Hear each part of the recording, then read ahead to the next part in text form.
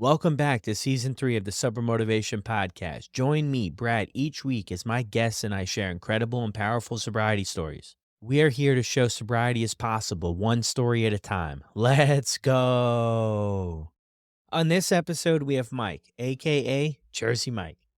Early on in life, Mike struggled to find himself and where he belonged in this world, so he gravitated towards acting out, a rebel type lifestyle. Mike also revealed his experiences with substance abuse and his struggles towards recovery. His journey is further complicated by separation, health complications, dysfunctional relationships, and personal traumas. Several weeks after Mike noticed his eyes turned yellow, his mother called an ambulance to his house to see if he was doing okay. Mike's health was in very, very bad shape, and he struggled to even accept the help at this point. Mike is extremely grateful for another chance at life and is making the best effort to make it something he is proud of. This is Mike's story on the Sober Motivation Podcast. Hey, how's it going, everyone? Brad here. Welcome back to another episode. Before we jump right in to Mike's story, I just want to give a shout out to a few of my friends over at Sober Buddy who are also big fans of the show and their milestones they're reaching. We got my friend Heather with 11 months of sobriety. Incredible job. Keep kicking butt. We've also got Noel, who is a massive fan of the podcast. Thank you for that, Noel. 4 months. Noel joined Sober Buddy very early on in his journey. 4 months. Incredible job. And we've also got Ellie, a fellow podcaster with 19 months of sobriety. She does a podcast in Spanish and shares her story and other people's stories and the experience that she's having and what she's learning throughout the sober journey. So thank you, everybody. Keep up the great work. And if you're looking for an incredible community to get plugged into, to get some support, be sure to check us out on Sober Buddy. I do 3 meetings a week over there, and I would love to see you. There's a bunch of podcast fans there. Now let's get to the episode. Welcome back to another episode of the Sober Motivation Podcast. Today I've got my buddy Mike with us. Mike, how are you? Good. What's up, Brad? What's good, man? Not a whole lot, man. Hanging out with you, dude. Nowhere else I'd rather be. Thanks for being willing to jump on here and share your story with everybody. Yes, man. Thank you for having me on. I appreciate it. So what were things like for you growing up? Crazy, crazy and calm. I had I say a nice upbringing. My parents did their best. As a parent now, that's all I can say we can do is our best. And, looking back, my parents, they tried their best, but I had a tough upbringing as far as just not having a lot of male figures around in my life. I was raised in a household of women, my mother, grandmother, sister. And when I started to hit puberty, 12, 13 years old, I started having a tough time navigating, through school and being that age with having lack of a male figure. That's when I started to kind of get involved in things that were outside of my upbringing. So your dad wasn't in the home? He was in the home, but my dad was very much, I would think, like a stereotypical dad back then. He worked a lot, and when he got out of work, he'd go to the bars on a daily basis. It was a bar kind of lifestyle. And then he'd get home 2, 3 in the morning, go to sleep, and be gone. I would see my dad, glimpses of him, maybe once or twice a week. Maybe sometimes it'd be like twice a month I'd see him, just because our schedules conflicted with school and his lifestyle. So he was just never really around. I think at the time, a lot of dads were doing that. It was pretty common. I'd go over my friends' houses and, their dads were out working or still out from work, and it would be late, 8, 9 o'clock.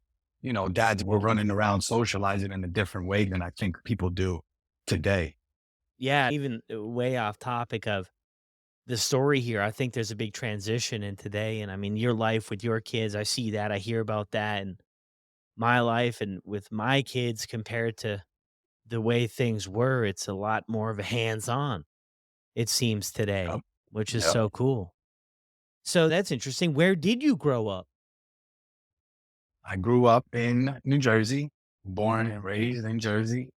And around 7th grade was when my mom and dad started to suffer issues in their marriage from my father's lifestyle, which was just being a provider, very hands off. He was just not in the picture. So they started to have issues. And our house actually burned down. It was like a big crazy thing. Seventh grade, my house burned down, and we were jumping around with living with family members and then back at my father's old place. And my mom saw an opportunity where we had a house in Florida that my father had invested in years earlier. And she was like, I want to move there. I want to get away from your dad. And we're just going to take some time apart, which kind of crushed me at that age, 12 years old. I was like going into eighth grade. I had all these friends I grew up with that I thought I'd know the rest of my life, continue on school with, high school. And, we moved. And when I got to Florida, my dad wasn't in the picture already enough. Before in Jersey, just seeing him once in a while. When we got to Florida, I maybe see him like once a month, once every 2 months. He'd fly out, come spend some time with us during this like break that him and my mom took. And that's when things took a turn for the worse that year because his presence was no longer in the home. I started like really acting out.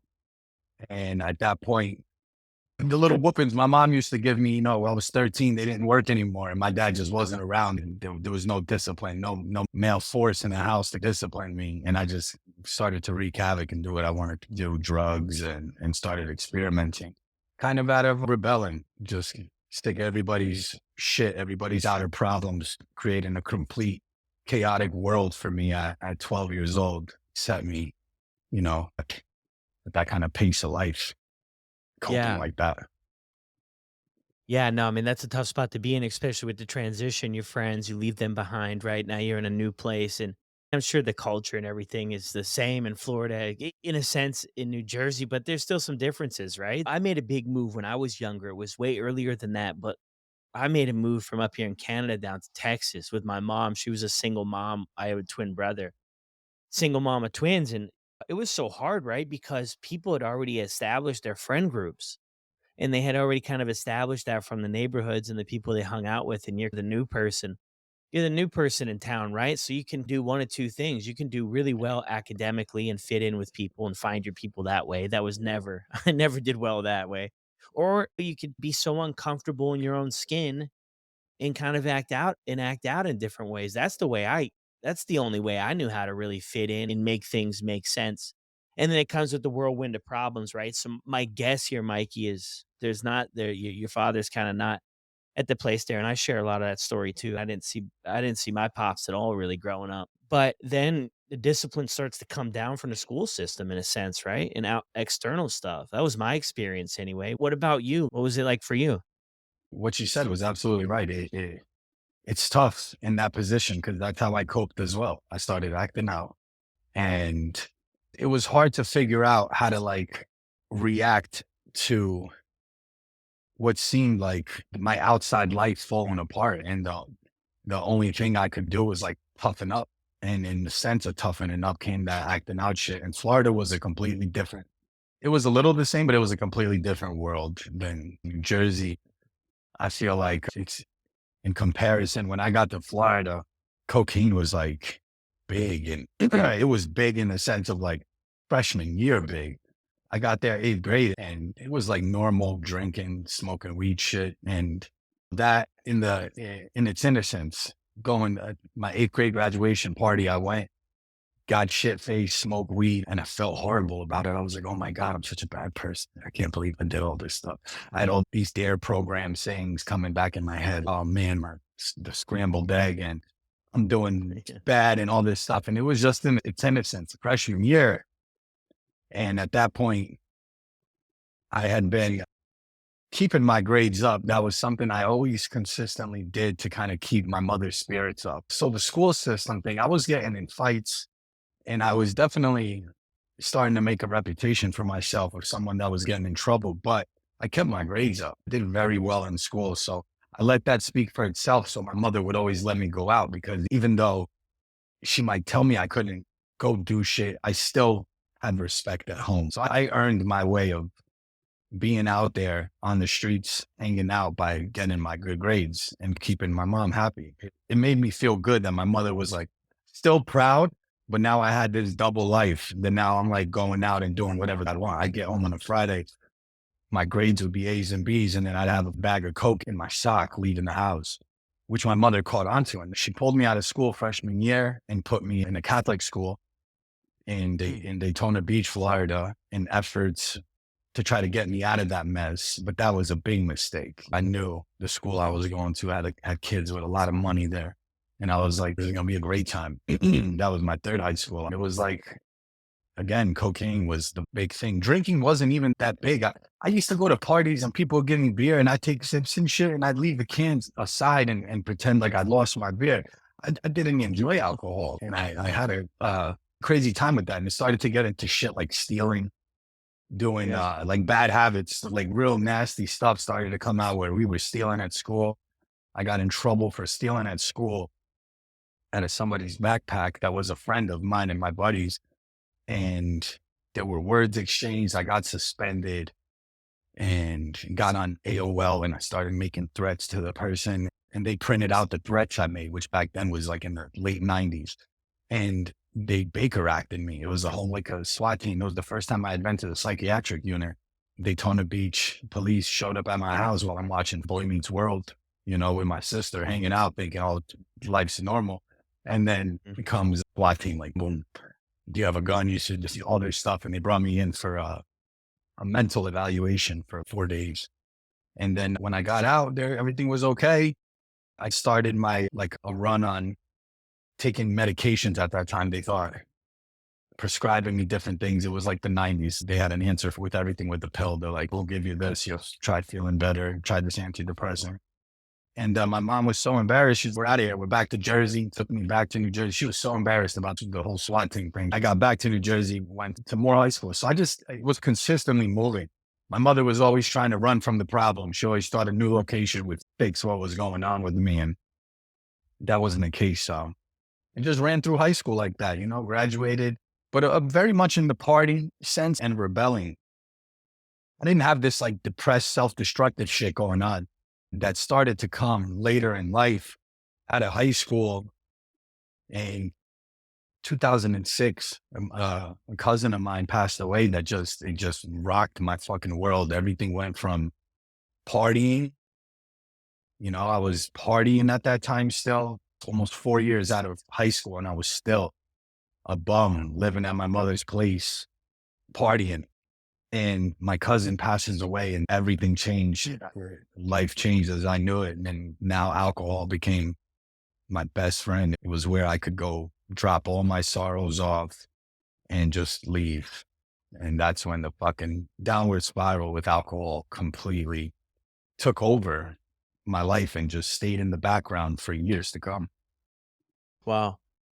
So you finish high school, which is good, which is really good. Back in Jersey. Yeah, it sounds like wherever you go, there you are. It's like that old expression, right? You can kind of change wherever you want to go, but if you don't do that internal work, then you're still going to be the person that shows up at the place, right? And you finish high school, so you're at mom's place. You're just kind of kicking it here, and this is your late teens, early 20. Hey, man, I was there too, right? I was out of my parents' house pretty early, but man, we were just kicking it, buddy. I didn't see anything wrong with it back then, though. Like at first, I didn't, you know what I mean? Like looking back now, it's oh man, what the heck, right? But at the time, I don't know how you felt about it, but I mean, I thought this was what life was about, right? We were kicking it every night. We were going to parties. We knew a ton of people. I mean, everybody knew us in this little town of 30,000 and a couple of the bigger towns over. We were just connected. I just thought it was the coolest thing.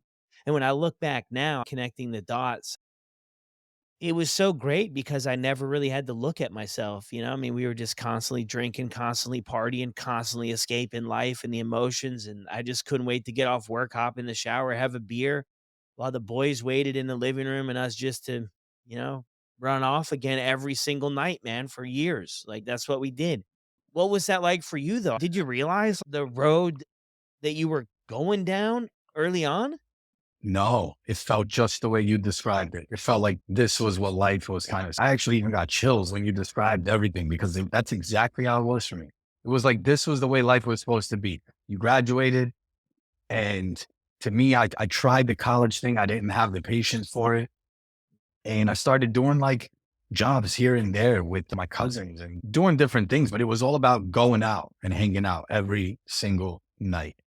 every night. And I did that for years, man. Whether it be going out on the off nights and then it'd be hanging out, playing video games, smoking weed, playing Halo, watching shows. It was like a frat kind of life outside even of college. It just cycled. And I thought it was normal. I thought this was like what your early 20s, was supposed to be like. This everything was okay. And I didn't see any harm in it until when my cousin passed. Then I started feeling, now I'm like, this is fucked up. Of course, I had went on probably like a good 6-month binge after he died. That was just every day. I was drunk from morning till night. And I tried hanging out with friends and they would turn into blackouts and fist fights and shit. And friends didn't want to hang out with me anymore. They were like, you're drunk. You're not even fun to be around anymore. My house was like the party house. They were scared to hang out with me because I'd ruined everybody's night in that kind of drinking that I had started. And that was the first time in my life that I was like, something's different here than it used to be, where shit was fun. And that's when it started to hit me. Yeah. So that's in 2006, the blackouts and stuff. I don't have a ton of experience with that, but the couple of times I did, it was embarrassing, man. It was having the stories recanted back about the my operation during those times. Yeah, it was rough. And I can imagine if that's something you're frequenting, you lose control and you don't remember what's going on. It's a scary spot to be. So Mikey, so 2006, popping into 2007. I mean, you're saying too, you picked up on it there that something was a little bit different with the way you were drinking. What the heck does that look like? What does that dialogue look like with yourself? I'm assuming. I don't know if you told anybody, but you have that internal conversation. I think we all go through that too, right? We have that internal conversation. Hey, I know that this is not probably the best thing for me. I definitely, I was having that conversation with me on a daily basis. And I felt like I was in such a negative place. I just kind of embraced it. I go further and further into it while being aware I'm here blacking out. I'm cursing out people that love me and care about me. I'm taking like Xanax and Klonopins for anxiety while mixing it with the alcohol. I'm talking about these nights blacked out. It's like you can hurt somebody physically and not remember anything of it. Wake up the next day feeling like complete shit. Like life is horrible. And I would immediately run from that spotlight of accountability. Like I wake up and see family members people that I hurt their feelings, friends, all of this shit. And I go drink again. And if people wanted to reach out to me, they could. If they didn't, maybe when I was drunk enough, I'd reach out to them and apologize or kind of somewhat, finesse my kind of accountability by also still not accepting any responsibility that it's alcohol doing it. Hey, sorry, I'm going through a lot, all of this shit. Cause I was, but the alcohol just started to take a force in me that made me so aggressive and such a release of horrible energy. I just got stuck in that place. I kind of embraced that shit. I kind of was happy there. It felt good. I almost felt like I didn't care what happened to me. If a car hit me, a car hit me. If someone pulled a gun on me in some situation, then that's what happened. I was okay with every scenario as long as I was just drunk and not dealing with reality. I was okay with it. And that was a new reality that was starting to set in that I never felt before in my life, that I was okay with this. Yeah. After that, I kind of lived like that in this kind of horrible purgatory of just being a bad person for a while. And I meet the mother of my kids back then. And even that situation in itself was one created out of alcohol. It was like something that created around the bond of alcohol, relationship with alcohol. And she had got pregnant with my son. And that was kind of like a game changer in this kind of like gap of, I don't know, 5, 6 years that I just existed and didn't do anything. It's so amazing how I look back now that I spent that long and I didn't grow whatsoever. I was just one person that never changed, this one shitty version of myself. And finally, when I knew that I had a son coming along, I started to change. I went to a retreat, a religious retreat, to try to give up drinking. And on that retreat was a real eye-opening experience that I had, that I was able to quit drinking for a year after that retreat. I had finally stopped and I quit drinking until my son was born. When was Um, that? That was 2010. I had stopped. When my son was born, I was like, I had my life together. In this year that I had taken to stop drinking, I got a job in the drilling industry. I started to build a very small little name for myself. I started to put enough money away to try to get a big apartment and stuff on my own. I started to do all these things in this year of sobriety that I was like, I just spent 5 years not doing shit, not doing a fucking thing. I didn't do shit. I did nothing. And in this 1 year of sobriety, I'm like, boom, I'm accomplishing so many things. And then my son's born, and a couple months after that, I look back in hindsight, I'm like, maybe it wasn't the alcohol. Maybe it was my state of mind. Maybe I was such in a bad place with what happened with my cousin and I didn't have a purpose. And now maybe I'm in a better place mentally and let's barbecue, have some beer. And it started like that. And that's how it crept back into my life. When you were going through that 1 year, I mean, were you approaching this as like sobriety, or was this just I'm just not drinking and I'm just working on some goals in life? What was your mindset with it? My mindset was like, I had established such a connection with God on that retreat that I was like, I'm going to do this and I'm going to get my life together. I'm going to stop drinking and I'm going to build a stronger relationship with God. I'm going to try to incorporate God into my relationship with the mother of my kids. And Mm. I'm going to try to be the best person I can be. But no part was like, I'm never going to drink again for the rest of my life. And I really set out to become this better person and prove that I could be a dad and prove that I could become a man and do all these things at such a later point in life. And when I did, that's when I was like, okay, maybe now I can have a beer like a big boy and do my thing. Yeah, the Yeah, circumstances had that changed. So, I mean, it makes perfect sense that, of course, now things are going better. You've got maybe more stuff to lose in a sense. So this time you'll be able to, keep it going. So let's fire up the barbecue and call the boys over and have a few. How does that progress for you? Because I've been in those spots before too, and I wouldn't say the bottom fell out for me right away. Everybody's thing is different, but for me, it was progressive. Sometimes it worked out, sometimes it didn't work out. And sometimes I was just pissed off. I just couldn't really get into it. Anytime I couldn't get into it, I was really pissed off. I was not happy, but I had restraint sometimes for it. What was that like for you? So you kind of get back into things. it was progressive too. Like I had a couple of years of, I'd say, where things were in moderation, but I would still have these moments, these like random blackouts where I would be back in this dark place mourning and grieving my cousin. So, let's say the first year that my son was 1 years old and going into two, things started to work out. I'd say it was like a beautiful 6 months of drinking that I was like, wow, okay, I can do this.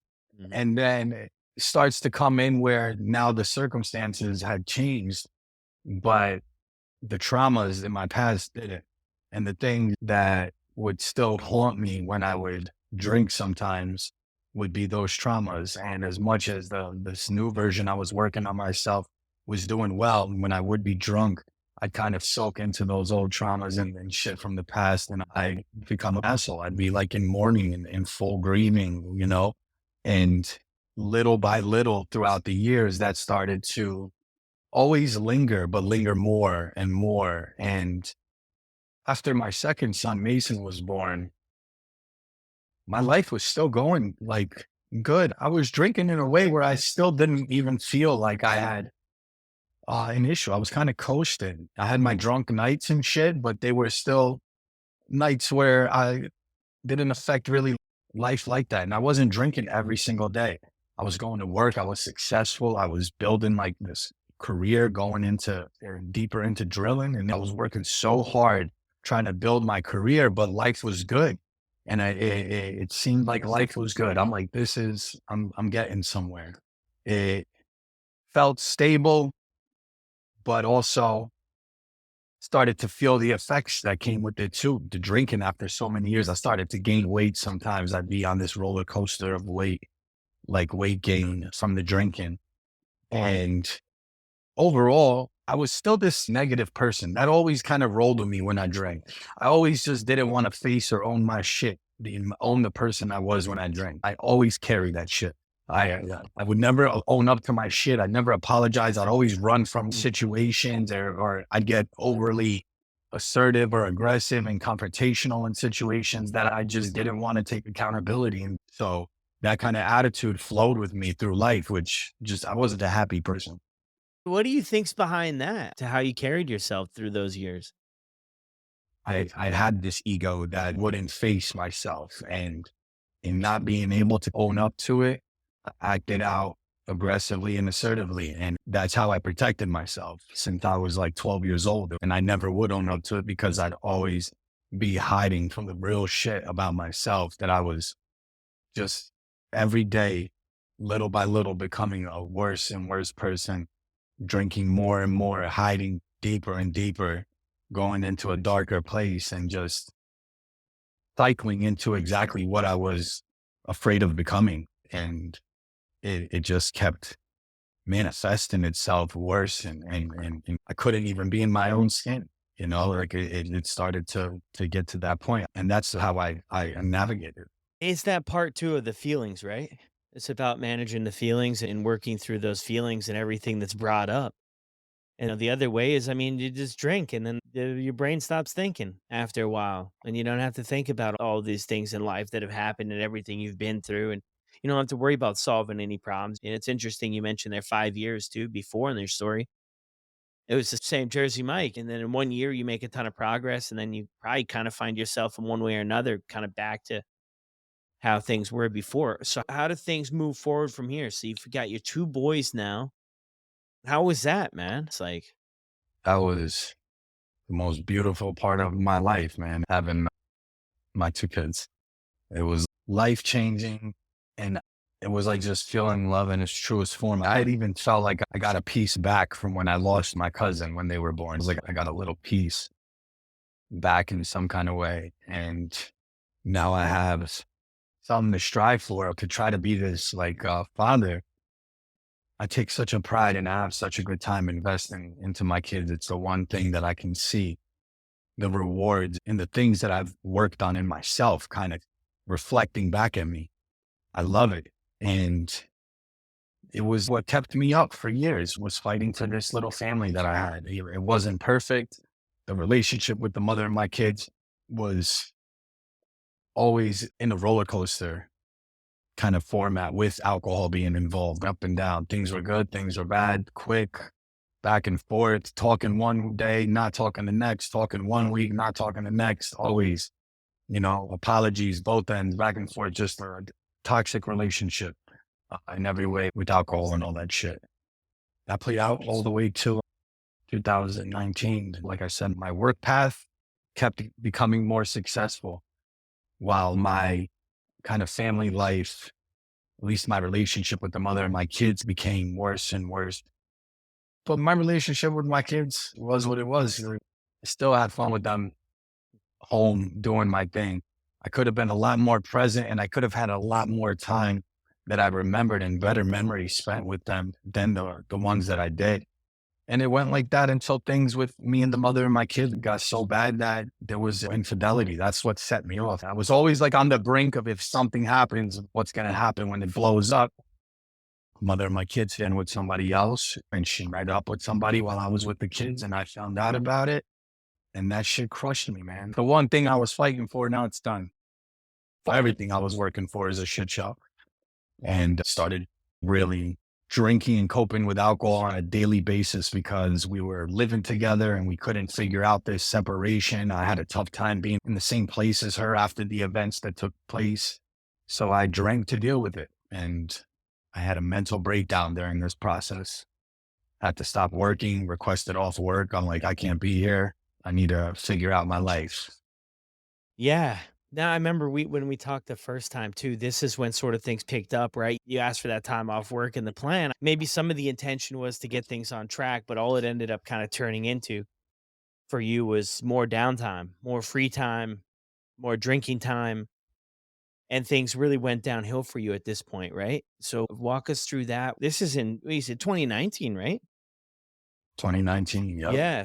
Yeah, bring us up to speed on these events. Yeah. At that time, I had asked off work in October and pushing into December, still just drinking every day, got the blinds closed, not interacting with anybody, trying to figure out what mess is about to occur with my life and the life of my kids with this whole separation. And I just drank it away. And this was the first time in my life when I started to have some extreme symptoms of drinking alcohol, the amount of alcohol that I was drinking. I had been at work and I had these welts all over my body, this crazy ass reaction on my body, Mm. and a very odd taste in my mouth. People have asked me, like, what's one symptom that came first? I'd get flushed. My face would get really red and I'd feel hot. And that's usually a sign of your liver not really breaking everything down at that time. It started to happen more and more. And when I saw those welts, I freaked out, but I still just kept drinking.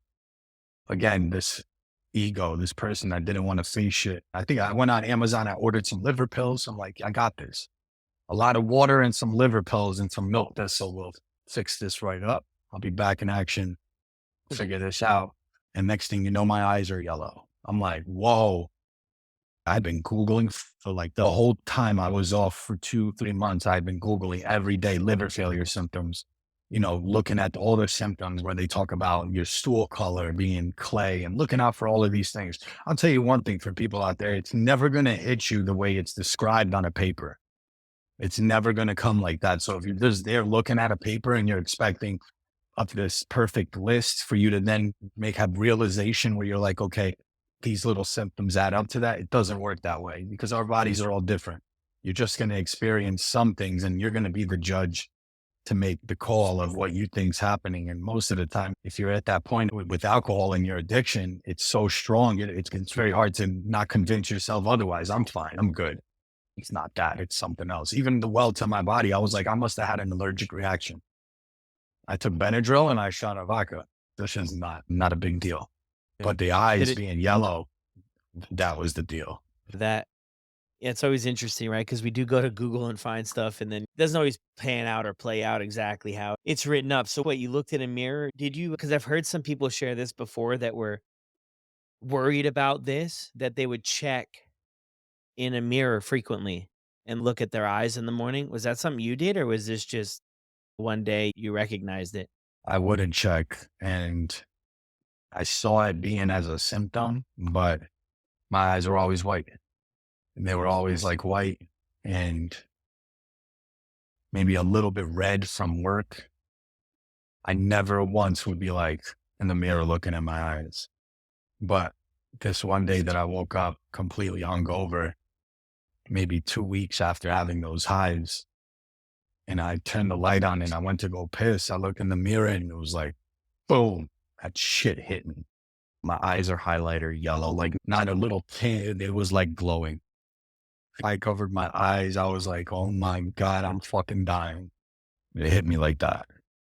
And Wow. I tried playing with the light. I just knew. I knew I was dying at that point. Yeah. Could you feel it elsewhere in your body too? Yeah, I had a very dull, numbing sensation where my liver was. It felt like it was like something was asleep there. If you would compare it to like when your hand falls asleep or something, it was like a very dull feeling. I'd have some sharp pains here and there, but then it mostly would then go back to feeling dull and numb. And I always had this extreme thirst. It was like, obviously, I'm drinking alcohol. I'm not hydrating, but I had a thirst that was like on another level that felt like nothing could take care of this thirst that I had. Even sometimes that I would drink water, I was so dehydrated. The yellow eyes, man, it was like a monumental moment in my life because even from being a kid at 12, like this person I created myself into, this person that didn't want to deal with accountability, would wreak havoc and do whatever he wanted and not face up to it. I couldn't run from my yellow eyes anymore. It hit. And that was like a big moment for me. Yeah. Wow. Where do you go after that? You notice this? Do you get some help at this point? Now I get sunglasses and I go downstairs and I crack open a twisted tea and I drink and I take something from my liver. I go on Amazon and start searching for more stuff from my liver, Mm, thinking of more things that could help. And I start trying to drink water, thinking, okay, maybe something could be done here. Let me try to get hydrated. The things I Googled at that time said, obviously, if your eyes turn yellow, you're going jaundice from liver failure. And also your eyes could be like tinted yellow from extreme dehydration. And I'm in my head like, which one probably is it? It's obviously the alcohol, but I'm trying to hydrate myself and get out of it. But that doesn't work. Maybe a day or two after that, my eyes were yellow. I started to almost hallucinate, Brad. I was like mm. just in a very dreamy state. I would drink.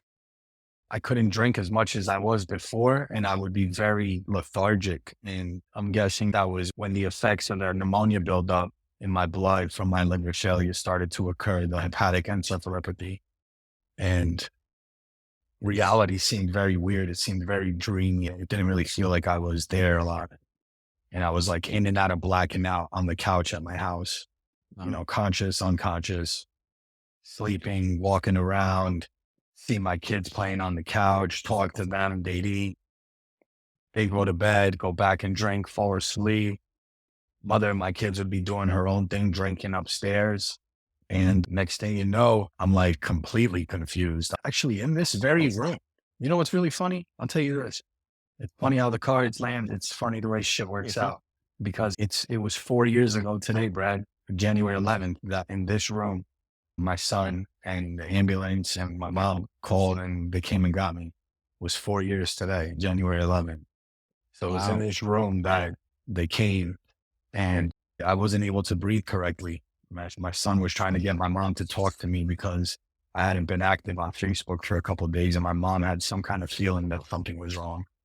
And when she reached out, I feel like in those moments when my son had come in the room, I was dying. I was like in and out of consciousness. I don't think if he would have came in the room that day, that I would have been found kind of in a pool of my own bile that day. I really feel like that's how I would have been discovered by my kids. And it sounds like there too, once things started, the process it sped up. It happened fast, right? A couple weeks leading up to this. And while all of this is going on, Mike, did you consider not drinking at all? Yeah, I didn't even consider it. It's one that I didn't even consider. The accountability thing. I just couldn't. I couldn't. I was too ashamed. I was too ashamed of myself. I was too much in my shame that I just couldn't bring myself to accept that I got myself in this position, that I let myself down. I let my kids down in the hardest time of our lives while going through this separation with their mother. I let my kids down. I let myself down. And my thinking didn't even think that far ahead. My thinking process was not like, I need help to get out of this. My thinking process was still, I've got to figure out my own way out of this because I can't have anybody know what's going on here. And my mother knew I was having issues, but didn't know to the extent that I was like dying. And it was fast. That shit happened in weeks. It was in a matter of weeks that my eyes turned yellow. And I went from being somewhat coherent to dying, dying, like swollen, 200 and fucking 70 pounds. I couldn't really walk around and I was just unable to go to the bathroom for weeks. And I went from being an alcoholic to literally dying, just completely body organ failure. Yeah.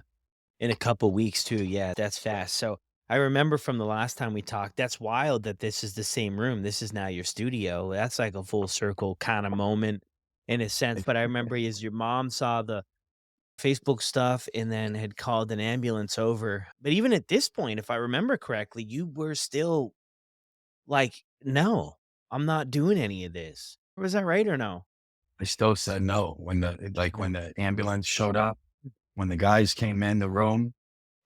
I remember crawling from this room to my bedroom, which is two bedrooms up, like the floor up. I went and crawled into the room and was looking for my bottle of vodka. And I was like, get away from me, please. No one's taking me. I'm like, I got this.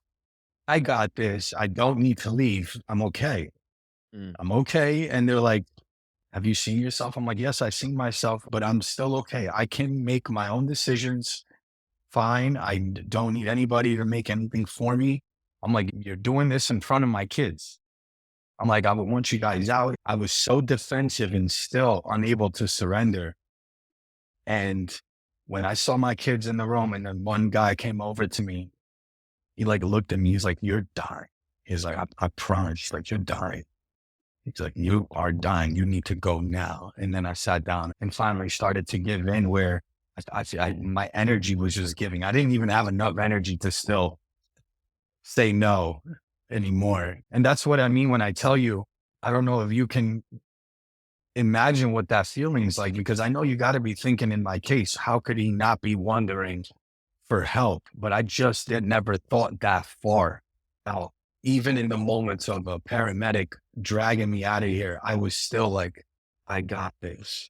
I can stop. Like, I'm in control. I will get myself off. I don't need this. Yeah. And that's what I was singing as I'm like throwing up coffee grounds. When they started to give me IVs, I started vomiting everywhere, black blood. It just, horrible. It was just like, I don't even know how I made it there. Yeah, I mean, for people, I think outside of talking with people about addiction, yeah, it would probably be something you wonder. But I mean, you hear these stories a lot. And I mean, just because of the network and I get the messages and stuff, it's 35, 36 year olds, 40-year olds, the whole spectrum of ages of so and so drank themselves to death, and it's just tragedy, but it happens out there. And I think a big part of it is that what you're mentioning there, right? The shame that's involved of getting help, and the shame of admitting that you've lost control of this thing. You can't handle it on your own. And sometimes that's ingrained in us to not ask for help and to just try to do it on our own. And even hearing your story before, you had kind of been in places maybe close to this where you had done these at home detoxes and you had, quote unquote, figured it out, which for everybody listening is extremely dangerous. Never do these at home. Definitely get help for it because it can be very dangerous, but you kinda had some experience with that, and, I think just as humans, you can get so low sometimes, you need help to get out, but asking for that help and accepting that help is really the last thing you kinda wanna do, so I'm glad you got the help though, Mikey. How does it go though? So Yeah, man. they bring you to the hospital, and how does that all play out? I got the help. And if it was left in my choice, the way things were being handled, I would have went to the grave like that. And from when I left here, there was very little of what I physically remember that started to happen to me. But I know they reached out to my mom in Florida when I had kidney failure for like permission for dialysis. They had me set up in Claremont Hospital here in Jersey, where there was no hepatologist, but they had another hospital watching from a kind of like control room, the different doctors that would come and watch me and check on things periodically. Mm, They had put me in an induced coma because of the withdrawal symptoms. This time, my withdrawal was in a place that I had never felt before. I had done those detoxes at home that I'd be sick for a period of probably between 3 to 5 days, very heavily. On the fifth day, I'd be feeling back to normal, mm, but really sick in those 3 to 5 days. Brad said that shit is dangerous. I used to feel like symptoms that would come that were almost like seizure like that I felt coming in those things. So they're not smart to do, but that's how I thought I'd be able to handle it. And the last time, it was so bad that I was having respiratory failure when I got to the hospital and heart issues, all because of the withdrawal from the alcohol. So they immediately had to put me in an induced coma just to stabilize me. They tubed down my throat, brain monitoring system, and that was the only way that they could stop me from going into cardiac arrest from the alcohol withdrawal, which I never even knew that this could happen like that from alcohol at that time in my life. Like, I knew that there were issues from alcohol, but I never knew that this would be the way I'd crash. Cardiac arrest, respiratory failure, hepatic encephalopathy, all from a matter of 3, 4 weeks after jaundice and eyes death. That's what I never knew alcohol could cause that kind of destruction in such a small period of time. I never knew what I was up against. Never did I see that coming. That's a thing a lot of people share too. Wherever they fall on the spectrum, then you don't set out to get it hooked on this stuff. Now, I've never met anybody that says that they set out to experience this. No, I always envisioned I had a grandfather that died from cirrhosis. So this kind of shit runs in my family.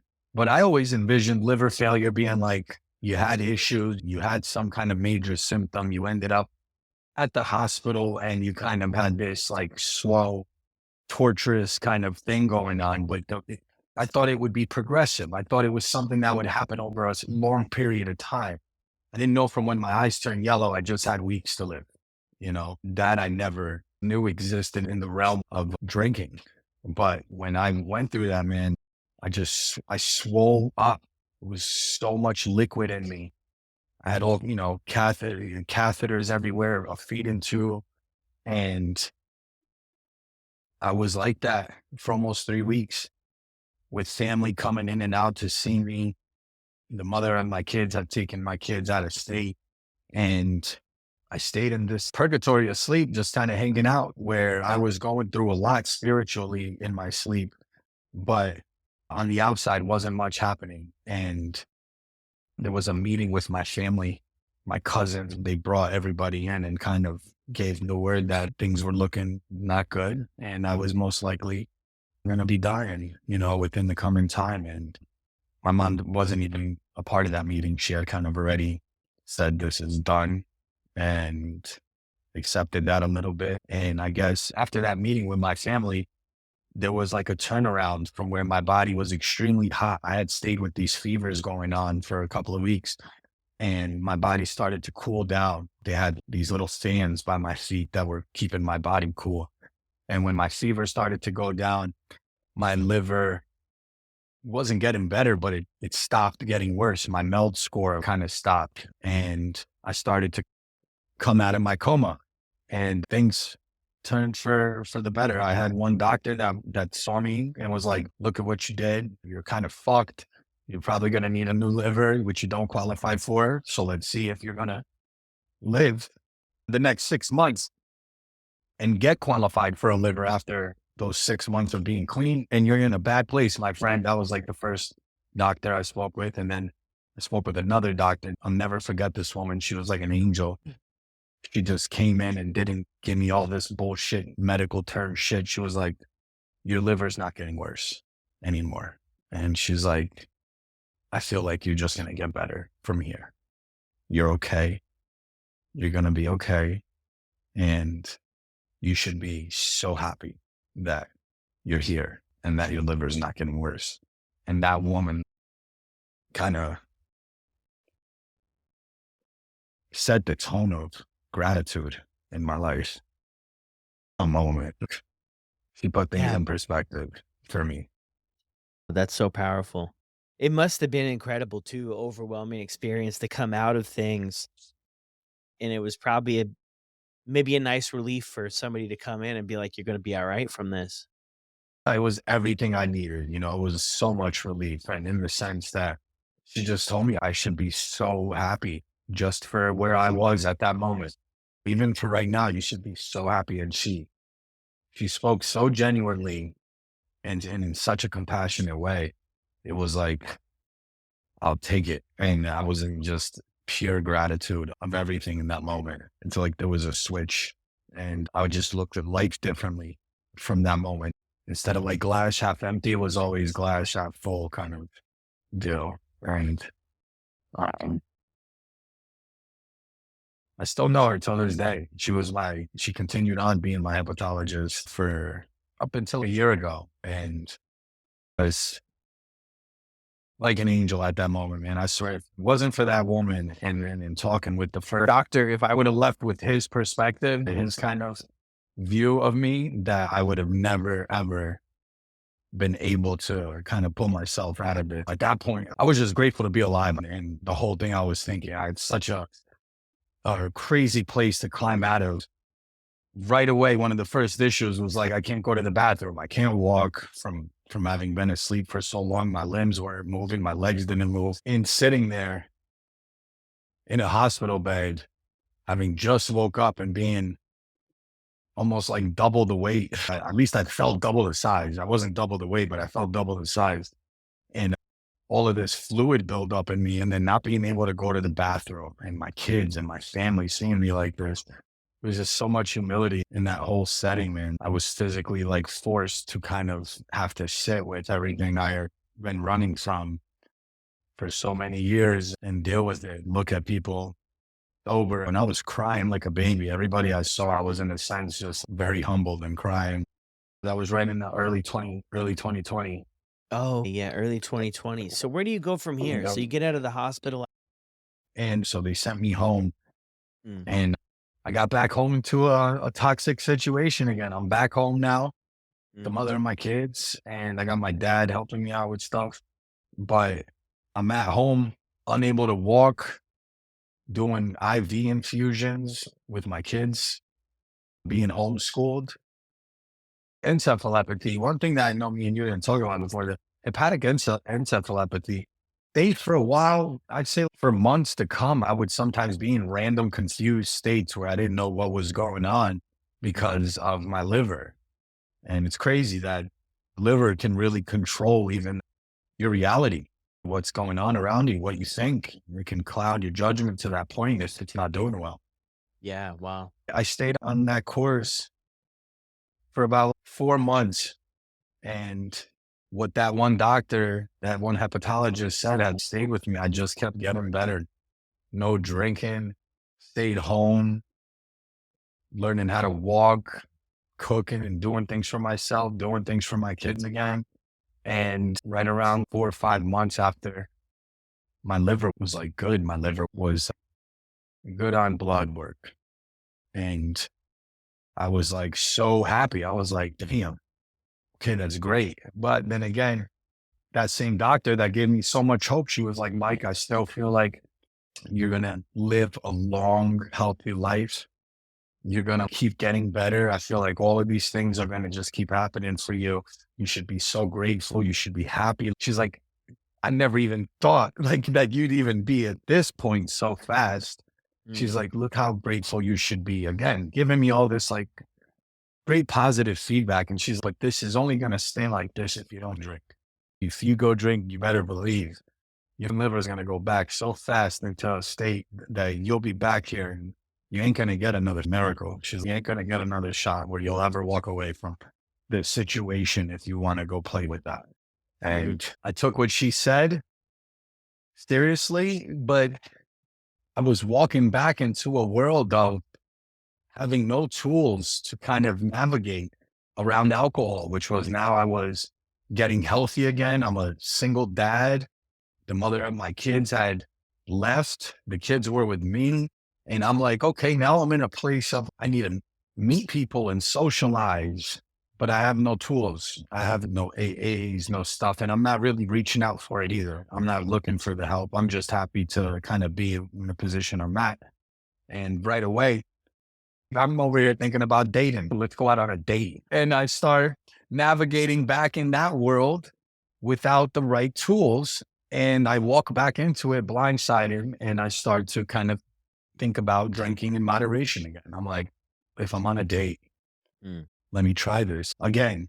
I'm back in a point in my life where I'm talking to myself in another perspective of the same way I did when my son was born. That was like circumstances have changed.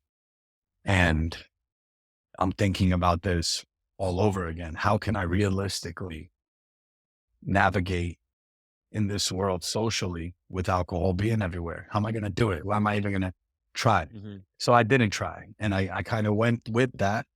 And it wasn't so good in that small amount of time, which you would say were some fun nights that led up to me getting sick again, that led up to me starting to feel symptoms that were all too like friendly and all too scary at the same time that were like, I Mm. was just feeling this shit. No way I'm not going to do this again. And I was like, I needed to back out. Um, and I did back out and kind of played with that idea up until like I really, when we first spoke, Brad, one thing I always had a tough time telling myself in life had a problem with authority, and I hated when any option was taken off the table for me about anything. Like, why can't I? If you can't, why can't I? And I always just hated that. So I navigated even after my coma for a while, like wanting to give myself the option to have a drink if I wanted to. And also while doing therapy, trying to like move in a direction that I'm like, I can approach a healthy mental state and still partake in these activities to not experience FOMO, to not experience feeling like everybody's doing something and I can't do it and all of this kind of shit. Cause I dealt with those things, especially in a sense of in dating is situations or just meeting people was like, I hated feeling out of place. Like, why me? Yeah, I'm here messing up everybody else's good time, whatever, all this shit.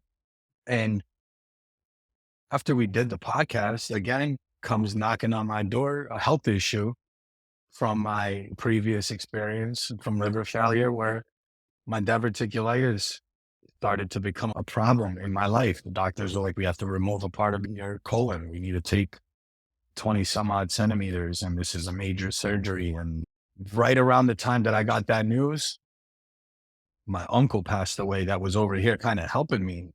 He was visiting and he passed away from COVID. And right at that time, two things was like blow after blow. And I'm like, in my head, I'm like, man, life don't fucking stop. Like life is, it's still just kicking my ass. And the life's always still just going to kick my ass. Moderation, no alcohol, completely drunk. But right there in that moment, I was like, I don't want to consistently fight for my life with alcohol anymore. I got so sick of justifying those situations in my head. I got so fed up with myself that I was like, this is really what you're justifying? Like, you're justifying keeping an option open to do something that's going to physically put your health in a place of more risk that you're already in. And this is what you call fulfilling any experience that you might feel you're missing out on, Mike. And that's the way I was talking to myself. And I'm like, man, I'm sick of this shit. I'm like, I want to live a long life. I want to see my kids grow. And I'm sick of justifying this behavior. And I got to a point where I was just like, I can do this. I feel good enough in my own skin. Like I can face this. I can feel this. I don't need to run from this feeling. I don't need to. And even when I'm out, I don't need to hide anymore. I'd be out sometimes. I'd have a drink in this moderation shit. And then I'm having the drink and I'm like, what did I even need that for? I'm just over here now. Not only am I not experiencing my time because I'm planning my time to drink, but now I'm actually not even experiencing the time after I had the drink because I'm thinking about the drink so much. And now I've completely shut down my total human experience by this whole entire justification of a drink that I don't even need. And I minus all of that out of the equation and I'm there with the drink or water and I'm talking to you. And now I'm actually smiling and I'm actually maybe telling you a joke and we're having a good time and we're laughing. And now my experience and my clarity is just like, what was I thinking in my choice of that chaotic way of thinking, showing up here, justifying a drink in comparison to my water and just having a good time bullshitting with you. It's the choice became obvious at that moment. And I was finally able to take it and mean it, like in the sense that I was comfortable enough in my own skin to get there. It took, and look what it took. Look at what it took. Look at what it took. So many people tell me, what was wrong with you that you'd even ingest alcohol after your coma experience? And I agree. I don't know what was wrong with me, but I do know that out of the choices that were made, it got me to a place of getting sick of my own shit that led me to finally saying, I'm done. Yeah, it's interesting. I mean, I think even things we've covered in the show here, I mean, I think it kind of points to what struggles you were going through. And having the hospital visits, I mean, there's a lot of people have hospital visits and I mean, of course, it's would be like, hey, had a hospital visit and then I just stopped. But it's just not everybody's story. Some people it's going to be enough and they're going to make sense of it after, but there's all that other stuff, right? I mean, really, this whole thing, the perspective I come from is this whole thing really has nothing to do with the drinking. Because even when we stop the drinking, I mean, we're still left with self, right? Self is still not fully healed and maybe never will be. Maybe we'll continuously be working on a quest or on a journey of be our best self. I don't know if we're ever going to reach the end of the line for that, but that's sort of what maybe people from outside of this aren't have a hard time understanding is that it's not really about the drinks, it's about the behaviors, it's about the way that we're moving through day to day, and we don't know how to deal with and manage emotions, and there's that big buzzword right now, emotional sobriety, right? So, that's a big buzzword right now is about how do we, work through that stuff, and if you're a guy too who just doesn't like what you see in the mirror, and I was there at a point in my life too, then drinking's a great idea, because when you drink, you see at one time it worked really well, man. Took away the insecurities. We were able to talk to girls. We were able to come out of our shell and be somebody that we weren't, but somebody that people enjoyed. And I think in my case, I can't speak for yours, but in my case, I really enjoyed that. And my brain, in my thought process, has got used to that being my experience every time. What I found though over the years is that no longer was my experience from something that started out as fun and enjoyable. I was not able to get back to that place. You know what I mean? It's like the pickle to a cucumber. You can't turn a pickle back to a cucumber. And that was my experience. So I think even though there was a lot of stuff going on, I think too, like your insight is incredible to like what you were struggling with and going through the intervention of the hospital visit was another stepping stone and sort of realizing and maybe coming to terms with this just may never work out for me and like maybe my life could just be better without the obsession 24/7 of the next one. I don't know, that's a lot there, man, but it was sort of my thoughts on that share you had. And you're right on the money, man. That whole part of everything you said about self, because it's not the drinking, it's the work on self, it's those experiences. And in the growth of self, at that time, I had recently met you. I had recently met people in the sober community. There were things happening with me like that were available that now were like, these were tools that were at my disposal that I didn't have to go hunting for. It was like perfect timing as well. Like the online sober community presence had such a major role in my thinking back then and my perspective and the way that things were settling in and processing with my health issues and the direction I wanted to go in.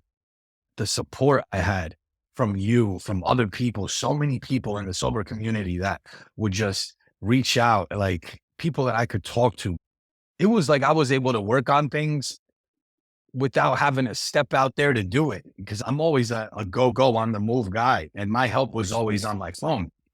And these things were my support system walking into those health issues that ultimately I was like, I'm not missing out here. If anything, I'm missing out on my experience.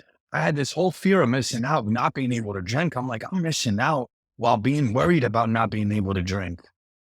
I'm like, I'm here experiencing more than everyone now. I'm even experiencing more than the people drinking. So in all reality, when that clicked in my head, that I shouldn't feel bad for myself that I'm not having to drink. I should be extremely grateful that I'm in a place where I can feel the things that people feel drinking while sober. And I'm really at an advantage from my point of view now.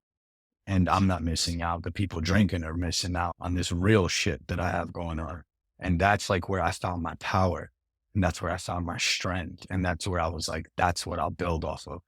And it's been like, it's been the truth. I've just been consistently becoming a better version of myself, Mm. committing to being sober and working through things in such a natural way rather than having these breaks and setbacks of Yeah. nights where I would want to try to moderate. I'm making too much progress. My momentum is too strong. And I'm at such a, I feel like, advantage with my clarity. I could never give this up. This is the best, natural drug I've ever uh, discovered, natural feeling. And it hurts. And you have to feel and you have to deal with life and have your breakdown still and get upset and get mad and go through everything. Yeah. I love the way you put that. Yeah, I mean, it does convince us though, and maybe society too as well, and all the stuff that we get fed, right, in the movies and the billboards and everything, right? It looks so glamorous, man. It's beautiful, right? It's a billboard, shiny, Vegas. All the celebrities got their own stuff. They put it out there, right? That it just looks, man, this is the way to just rock and roll and be cool.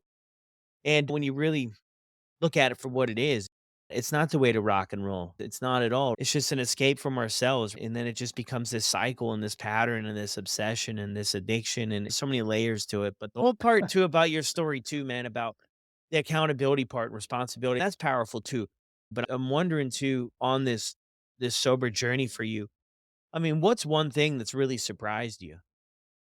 That I'm slowly trying to live life with my guard down, that I can live life with my guard down. I can live life with an open heart. I don't need to let everything that's happened to me or that I've done define who I am. I can be here and live life, and I'm worthy of good experiences. That's the biggest thing that is slowly surprising me, is me becoming more comfortable with accepting and letting happiness flourish into my life. I never thought I could be experiencing life in real time without drinking at one point. I just never thought a reality like that could exist. And the beautiful thing on this side, man, it's, I had to get dragged here. I had to get dragged in my own vomit to get over here. But boy, it's nice over here on this side. And if people can make a proactive choice to get over here before having to go through what I did and possibly risk health issues or dying, make your way here.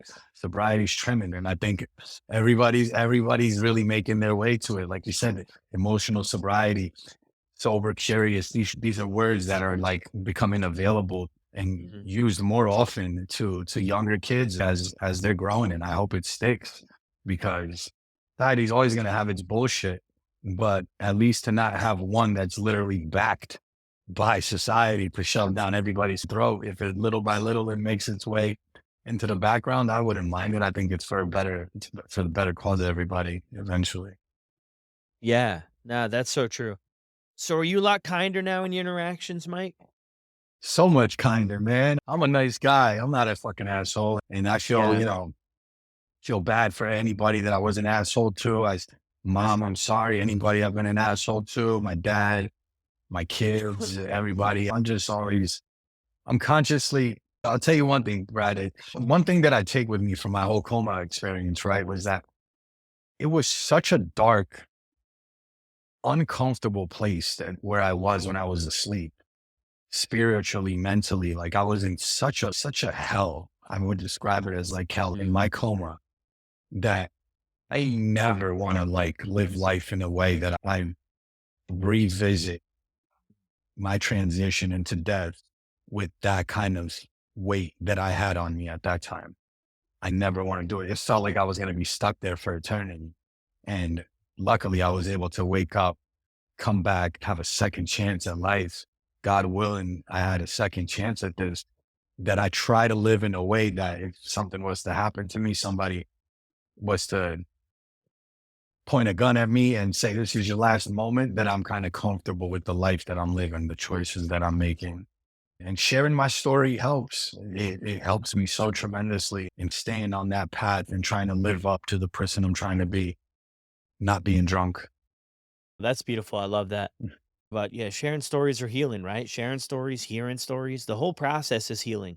And every time I feel like I do it, I learn a little bit something I didn't even really pick up on before. And I learn a little bit something about myself. But the whole thing too, I love the apologies for people. I mean, I think a lot of that stuff just goes back to a lot of what you shared in the episode, right? Is if you're so unhappy with yourself, I don't even necessarily know if it's anything other people are doing. I think we just project on maybe how we're reflecting on ourselves. But it's incredible, Mikey, to see the progress you've made, man. As always, I appreciate your support. I appreciate you sharing your story. If you guys want to see as well, too, what Mikey talked about, he probably is the best number one real creator in the world, man. But he puts them on his Instagram, highlighting the story and sharing stuff on there. So if you want to get some visuals too of his journey For sure. Check him out on Instagram. Thank you, Brad. And yo, I can't thank you enough for the role you've played in my life and your community, man, and everybody. It's sharing and connecting and hearing other people's stories and not feeling alone, man. We've talked about this. Connection is so big in this, and it's so nice to have it at the disposal of your hands. I know there's so many, and whatever works for other people out there, God bless you. I support whatever is working for you. I Mhm. know that for me, these communities have just been great for me, man. It's what set me on this in this journey of when I started having these health issues that I was like, I'm ready for this. I'm ready to commit to sobriety. I'm ready to start my little day count. And even though I don't focus on days, it's just so nice to have it. And I feel like it's a family, man. It's like a Yeah. big family and so many of us here for each other. So thank you, Brad, for what Yeah. you do, homie, because you really and so many people in this community played a major role in changing the direction my life was going in. So I Yeah. appreciate it. Of course, man. I'm so happy to be part of it. And for the community, yeah, too. I'm with you, man. It's incredible people out there that, you find people out there, strangers that care, buddy. It's so cool to meet people and connect with people and share stories. So thanks again, Mike. Thank you, Brad. Appreciate you, brother. Well, there it is, everyone. Mike, aka Jersey Mike. Be sure if you like the episode, you appreciate Mike coming on here to share his story. Send him a note over on Instagram. I followed up with Mike after doing the edits for the episode and realized we didn't have a timeline for his sober days. I know he's not a huge counter. He's not really much of a counter at all, but he shared with me he's over 500 days living life like this, and things just continue to get better. What an incredible example of putting one foot in front of the other to make a change. And really, if you go through Mike's story there, really break it down the barriers about what's behind drinking. And I mean, I think for all of us, and that's going to be a continuous journey that we're going to go on about self development and stuff. But that initial part of getting to the bottom of all of this can be so helpful. So thanks again, Mike. Thank you to all of you for hanging out to the end of the episode. And be sure to leave a review on Apple or Spotify if you have not yet. And I'll see you on the next one.